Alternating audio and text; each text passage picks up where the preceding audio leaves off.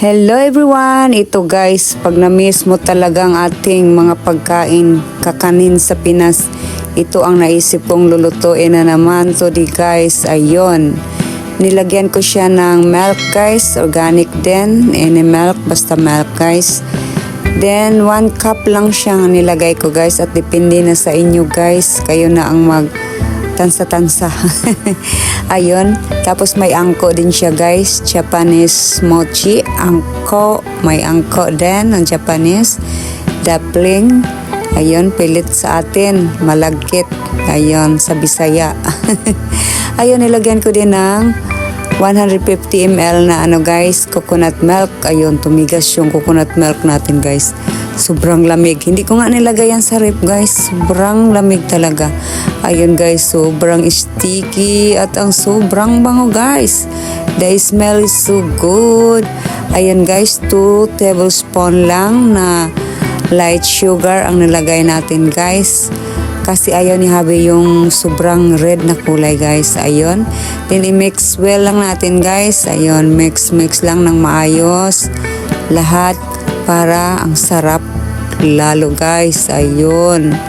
Super sticky na siya guys. Wow, sobrang bango. Ayun guys.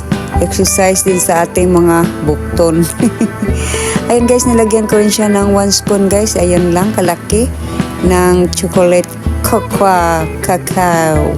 Ayun guys. Yan lang guys, para hindi magmukha din ng sampurado yung pilit natin. Ayun. Ayun lang siya guys. Chocolate mochi.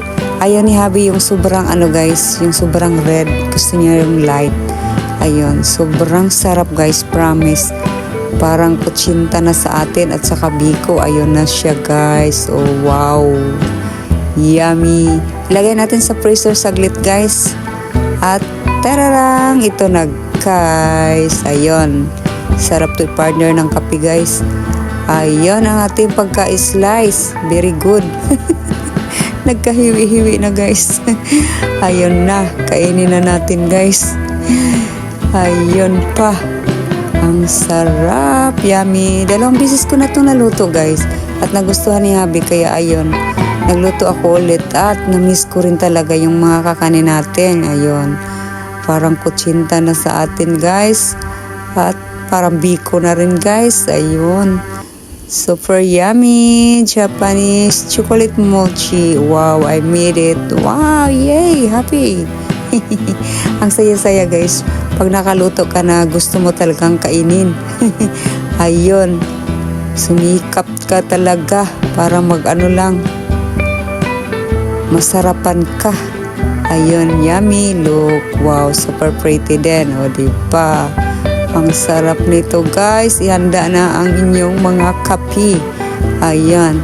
And thank you so much everyone for watching. Bye guys.